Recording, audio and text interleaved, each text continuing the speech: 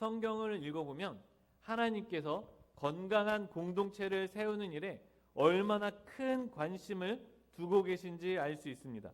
하나님께서는 아담과 하와를 통해 사랑의 공동체를 시작하셨고 모세를 통해 이스라엘을 거룩한 공동체로 부르셨습니다. 오늘 본문에서는 다윗을 통해 아둘람 공동체를 눈여겨보셨으며 이후 에스라와 느헤미야를 통해 말씀의 공동체를 다시 세우셨습니다. 신약에 이르러서는 예수님을 통해 새로운 교회를 시작하셨고 사도들의 편지를 통해 그 공동체들이 건강하게 자라도록 도우셨습니다. 오늘날 우리를 부르신 이유 또한 명확합니다. 바로 이 땅에 하나님 나라를 세우는 건강한 공동체가 되게 하시려는 것입니다. 그래서 여기 계신 성도님들께서는 교회와 가정, 직장, 그리고 그 밖의 곳에서 아름다운 공동체를 세우실 수 있기를 소망합니다. 첫째, 하나님은 우리를 손님이 아니라 성도로 부르셨습니다. 오늘날 많은 사람이 교회를 하나님 나라의 공동체가 아닌 일종의 서비스 업체로 생각하곤 합니다. 교회에 올 때마다 오늘은 어떤 서비스를 받을 수 있을까를 먼저 고민하고 내 입맛에 맞는 서비스를 받지 못하면 금세 불만을 가집니다. 마치 쇼핑몰에서 물건을 고르듯 자신의 취향과 편의에 맞춰 이 교회, 저 교회를 저울질하며 돌아다니는 분들이 많습니다. 이러한 신앙의 가장 큰 폐단 중 하나는 이른바 대형교회 VIP 의식입니다. 좋은 시설과 체계적인 서비스를 누리는 것을 마치 자신의 영적 수준인 양 착각하며 작고 열악한 환경에서 헌신하는 성도들을 은근히 낮잡아 보기도 합니다. 하지만 이것은 교회 안에서 성도가 아니라 손님으로 머물러 있다는 증거입니다. 예전에 온라인상에서 교회에서 가장 무서운 사람들이라는 글이 화제가 된 적이 있습니다. 그 중 하나가 바로 크고 건강한 교회를 다니는 성도였습니다. 크고 건강한 교회를 다니는 성도가 무섭습니다. 그분의 말투에는 작고 별 볼 일 없는 교회를 다니는 사람들에 대한 우월감이 넘쳐납니다. 사실 이것만큼 우스꽝스러운 일이 없습니다. 마치 아이폰을 쓴다고 해서 삼성 갤럭시를 쓰는 사람을 무시하는 것과 같습니다. 아이폰이든 갤럭시든 무엇을 쓰느냐가 그 사람의 인격이나 가치를 결정하지 않듯 교회의 규모가 성도의 수준을 결정하지 않습니다. 이것은 우리 시대의 소비주의가 낳은 질병입니다. 스스로 자존감을 세울 근거가 없으니 돈을 쓰거나 좋은 환경을 누리는 것으로 나 이런 사람이야 라고 증명하려는 심리입니다. 대표적인 예로 카푸어라는 말이 있습니다. 형편에 비해 지나치게 비싼 차를 사서 월급의 대부분을 할부금과 유지비로 쓰는 사람들을 가리키는 말입니다. 겉으로 보면 멋진 외제차를 타고 다니지만 실제로는 생활이 빠듯하고 늘 경제적인 압박 속에 살아갑니다. 그런데도 차를 바꾸지 못합니다. 왜냐하면 그 차가 단순한 이동수단이 아니라 나를 보여주는 수단이 되었기 때문입니다. 나는 이런 차를 탈 수 있는 사람이야 라는 것입니다. 이것이 그 사람의 자존감이 되어버린 것입니다. 형편보다 차가 더 중요한 삶, 실제 삶보다 보여지는 모습이 더 중요한 삶, 이것은 우리 시대의 소비주의가 낳은 질병입니다. 그런데 교회에도 똑같은 질병이 들어왔는데 바로 쇼핑몰 신앙입니다. 대형교회 다닌다는 자부심은 쇼핑몰 신앙이라는 질병이 내뿜는 대표적인 증상일 뿐입니다. 그렇다면 예수님은 뭐라고 말씀하시느냐? 예수께서 제자들을 불러다가 이르시되 이방인의 집권자들이 그들을 임의로 주관하고 그 고관들이 그들에게 권세를 부리는 줄을 너희가 알거니와 너희 중에는 그렇지 않아야 하나니 너희 중에 누구든지 크고자 하는 자는 너희를 섬기는 자가 되고 너희 중에 누구든지 으뜸이 되고자 하는 자는 너희의 종이 되어야 하리라. 인자가 온 것은 섬김을 받으려 함이 아니라 도리어 섬기려 하고 자기 목숨을 많은 사람의 대속물로 주려 함이니라. 세상은 더 많은 서비스를 누리고 더 높은 곳에서 권세를 부리는 사람을 똑똑하고 대단하다고 말합니다. 그러나 예수님은 전혀 다른 길을 제시하십니다. 교회에서 서비스 많이 누리는 사람이 똑똑하고 대단한 게 아니라는 겁니다. 성도는 세상의 가치관을 거슬러 사는 사람들입니다. 대접받고 누리는 것을 자랑으로 삼지 않고 오히려 주님을 닮아 더 낮아지고 더 섬기는 것을 영광으로 여깁니다. 교회는 나의 만족을 채우기 위해 쇼핑하러 오는 곳이 아닙니다. 하나님께서는 우리를 편하게 서비스를 누릴 손님이 아니라 자기 목숨까지 내어주며 섬기신 예수님의 뒤를 따를 성도로 부르셨습니다. 우리는 이제 질문을 바꿔야 합니다. 교회가 나에게 무엇을 해줄 수 있을까? 아니라 주님께서 이 공동체를 위해 나에게 원하시는 섬김은 무엇인가를 물어야 합니다. 그때 비로소 우리는 쇼핑몰의 손님을 넘어 하나님 나라를 함께 세워가는 참된 성도가 될 수 있습니다. 둘째, 하나님은 우리를 하나님 나라 백성으로 부르셨습니다. 이 부르심을 다른 말로 하면 소명이라고 합니다. 그런데 이 부르심에는 반드시 따라오는 사명이 있습니다. 소명이 하나님께서 나를 부르셨다는 관계에 집중한다면, 사명은 그 부르심에 응답하여 내가 해야 할 일이라는 책임에 집중하는 것입니다. 오프라 윈프리는 자신의 자서전 이것이 사명이다 해서 우리가 가진 조건들이 어떻게 구체적인 사명이 되는지 4가지로 설명합니다.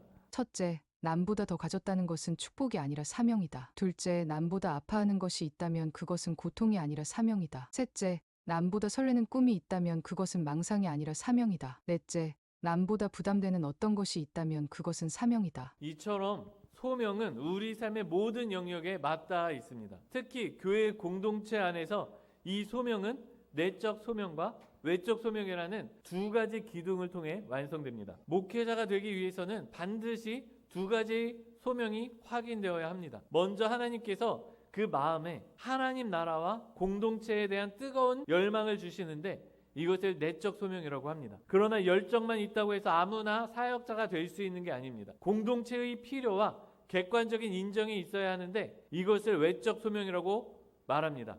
쉽게 말해서 아무나 설교하고 싶다고 해서 바로 강단에 세워주는 게 아닙니다. 공동체가 그 필요를 느끼고 불러주어야 갈 수 있습니다. 사도 바울은 이 목회적 소명이 철저히 공동체를 위한 것임을 삶으로 증명했습니다. 바울은 이렇게 말합니다. 내가 모든 사람에게서 자유로우나 스스로 모든 사람에게 종이 된 것은 더 많은 사람을 얻고자 함이라. 유대인들에게 내가 유대인과 같이 된 것은 유대인들을 얻고자 함이요 율법 아래에 있는 자들에게는 내가 율법 아래에 있지 아니하나 율법 아래에 있는 자같이 된 것은 율법 아래에 있는 자들을 얻고자 함이요 율법 없는 자에게는 내가 하나님께는 율법 없는 자가 아니요 도리어 그리스도의 율법 아래에 있는 자이나 율법 없는 자와 같이 된 것은 율법 없는 자들을 얻고자 함이라. 약한 자들에게 내가 약한 자와 같이 된 것은 약한 자들을 얻고자 함이요 내가 여러 사람에게 여러 모습이 된 것은 아무쪼록 몇 사람이라도 구원하고자 함이니 내가 복음을 위하여 모든 것을 행함은 복음에 참여하고자 함이라. 바울은 자신의 자유와 권리를 주장하지 않았습니다. 오직 공동체의 필요와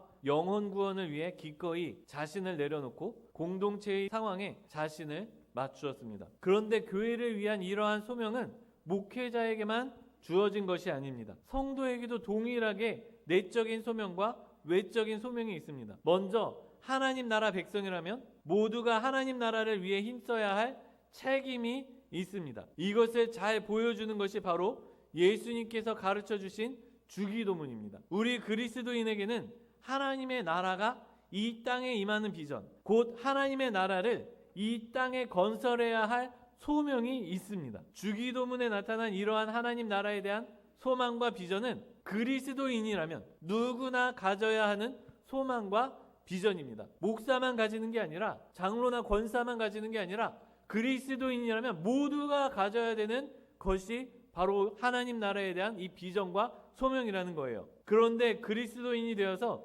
교회에서 서비스를 누리거나 대접받기만을 원하는 사람이 있습니다. 또 교회 공동체가 꼭 필요하냐면서 교회를 떠나는 사람도 있습니다. 이런 모습의 신앙은 아직 부르심의 목적을 깨닫지 못하고 신앙의 어린아이 상태에 머물러 있다는 것입니다. 그러니까 우리의 신앙이 장성하게 된다면 교회를 위해서, 교회의 필요를 위해서 소망과 소명과 비전을 가지게 해주신다는 거예요. 또한 성도는 공동체의 인정과 검증이라는 외적 소명의 과정을 거쳐야 합니다. 내가 봉사하고 싶다고 해서 준비 없이 아무 자리에나 서는 것은 위험합니다. 만약 공동체의 분별과 검증 절차가 제대로 이루어지지 않으면 교회는 큰 혼란을 겪게 됩니다. 그런데 어떤 사람들은 이런 사람들이 있어요. 반주를 하고 싶은데 교회에서 반주를 시켜주지 않는다고 상처를 받고 교회를 떠나기도 합니다. 이것은 섬김의 목적이 공동체의 필요가 아닌 자기 만족이나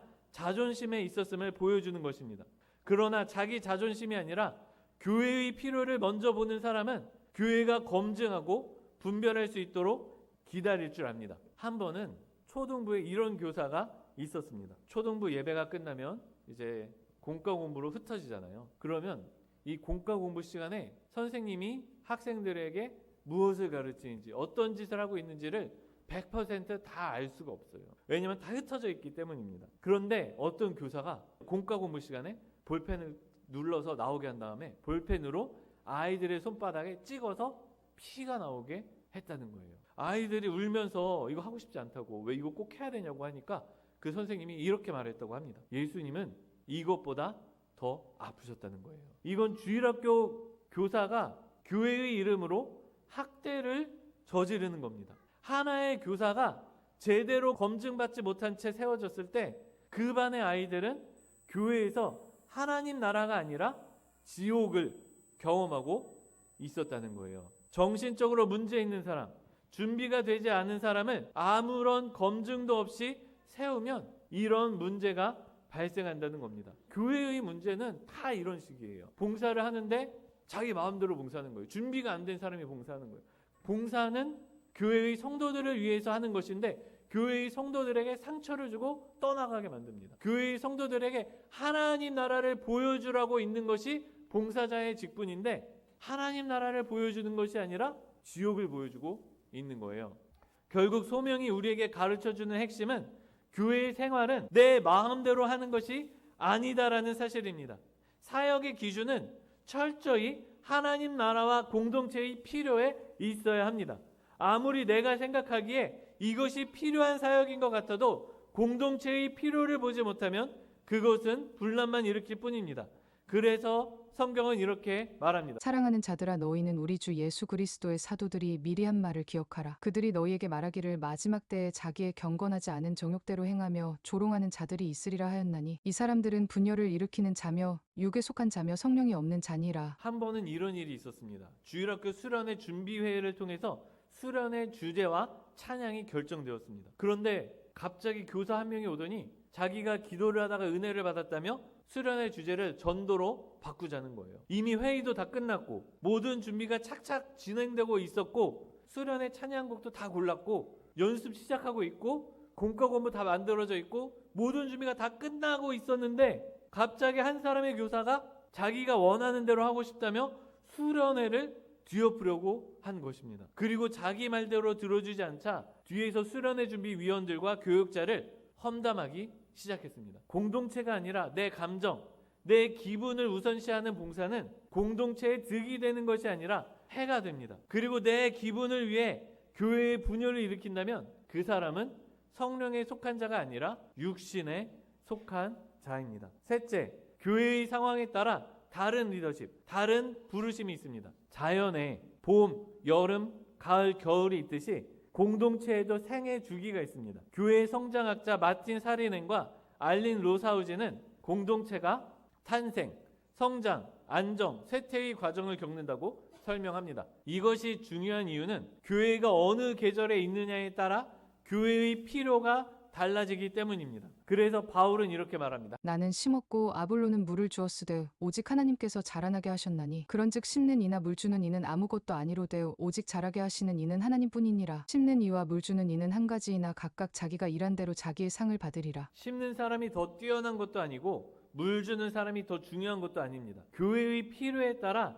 하나님이 다르게 쓰실 뿐입니다. 문제는 많은 성도가 나는 이 사역이 좋아요, 나는 이런 걸 하고 싶어요 라고 자신의 선호를 말하지 지금 우리 교회에 무엇이 필요합니까를 묻지 않는다는 것입니다. 교회 학자들은 보통 8개의 시기를 이야기하면서 각 시기에 교회가 겪을 수 있는 위기와 각 시기마다 필요한 리더십과 인재상을 소개하는데 오늘은 이 중에 몇 가지를 살펴보도록 하겠습니다. 첫 번째 시기는 탄생기입니다.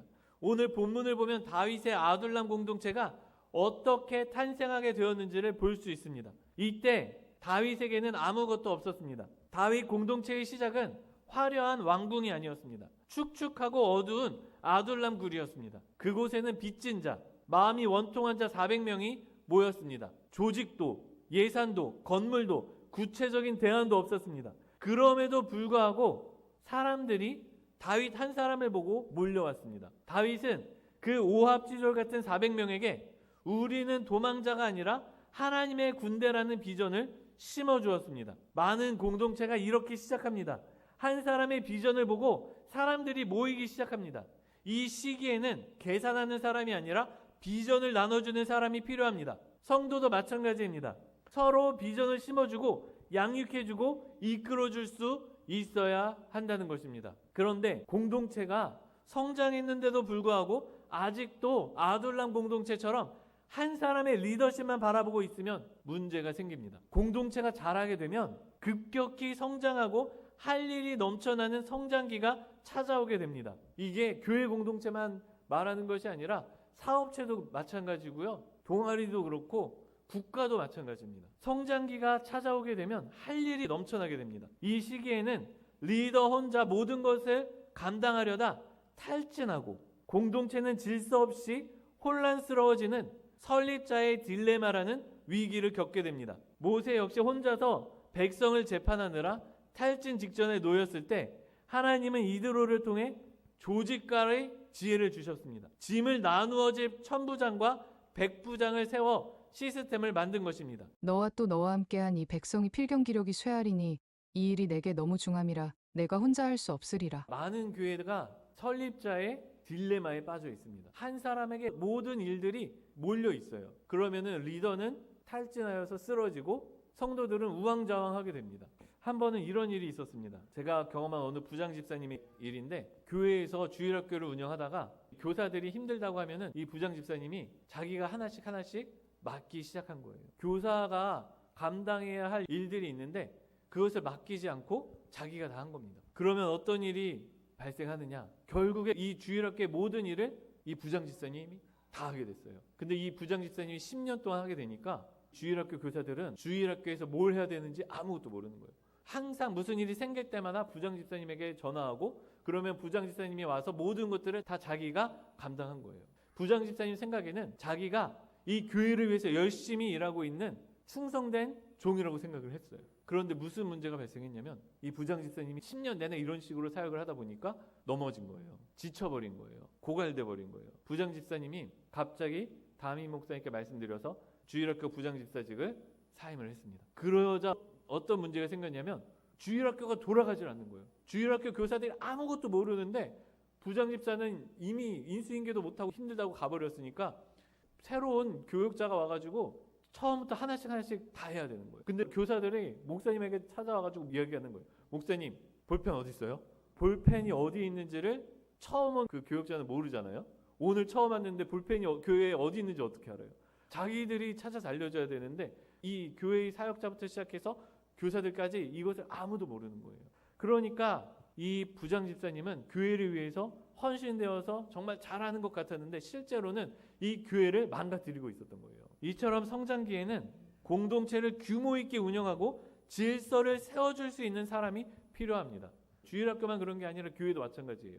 일이 있으면 한 사람이 다 감당하는 게 아니라 교회의 일꾼들이 하나씩 맡아서 감당해야 됩니다.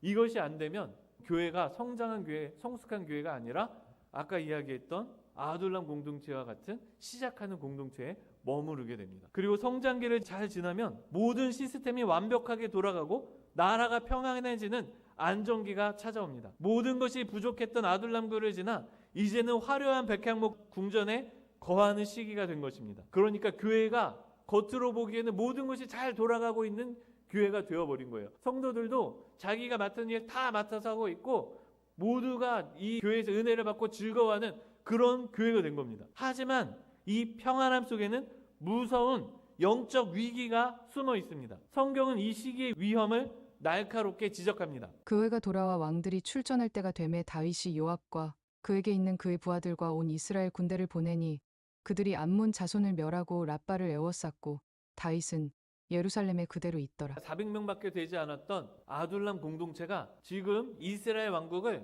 운영하는 엄청난 공동체가 되었습니다. 전쟁에 나가면 다 승리하고 있고 이 나라의 시스템은 안정된 것처럼 보였습니다. 그런데 왕들이 마땅히 전쟁터에 나가야 할 때 다윗은 예루살렘 궁전에 그대로 머물러 있었습니다. 이것이 바로 현상 유지의 함정입니다. 시스템이 잘 돌아가면 매너리즘에 빠지게 되는 거예요. 그리고 이 시기의 구성원들은 그들만의 리그, 끼리끼리 문화를 만들어서 새로운 사람을 배척합니다. 직분과 권위에 집착하고 감투놀이를 시작합니다. 이것을 극명하게 보여주는 사건이 바로 밧세바 사건입니다. 모든 것이 평안해 보이는 이때 다윗은 밧세바와 간음을 저지르고 맙니다. 그리고 부하들을 시켜 충성스러운 신하인 우리아를 죽게 만듭니다. 교회도 마찬가지입니다. 모든 것이 좋아 보일 때 영적 침체기에 빠질 수 있습니다. 새로운 성도를 마음에 들지 않는다고 내쫓거나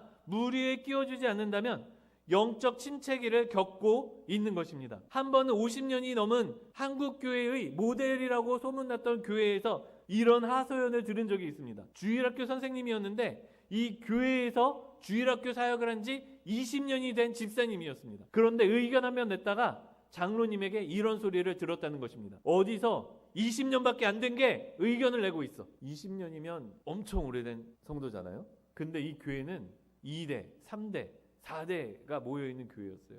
그래서 20년 된 성도는 성도를 치지도 않는 그런 교회 문화가 팽배했습니다. 이 교회는 겉보기에는 튼튼하고 잘 안정되어 있으며 전통이 바로 선 것 같았지만 영적으로는 파산 직전이었던 것입니다. 말씀을 정리하겠습니다. 세상에 완벽한 공동체는 없습니다. 모든 공동체는 오늘 우리가 나눈 이 4계절 중 어딘가를 지나고 있습니다. 때로는 우리 교회 전체가 한 계절일 수도 있고 성가대나 주일학교 같은 각 부서가 서로 다른 계절을 동시에 경험할 수도 있습니다. 중요한 것은 우리 공동체가 지금 어느 계절인가를 분별하는 지혜이며 더 나아가 이 계절에 하나님은 나를 어떤 리더로 부르시는가에 응답하는 것입니다. 그래서 여기 계시는 성도님들께서는 지금 이 교회의 필요가 무엇인지를 민감하게 인식하시고 그 필요를 채우실 수 있는 성도님들이 다 되시기를 소망합니다. 그냥 손님이 아니라 하나님이 부르신 소명과 비전을 갖는 성도가 되시기를 소망합니다.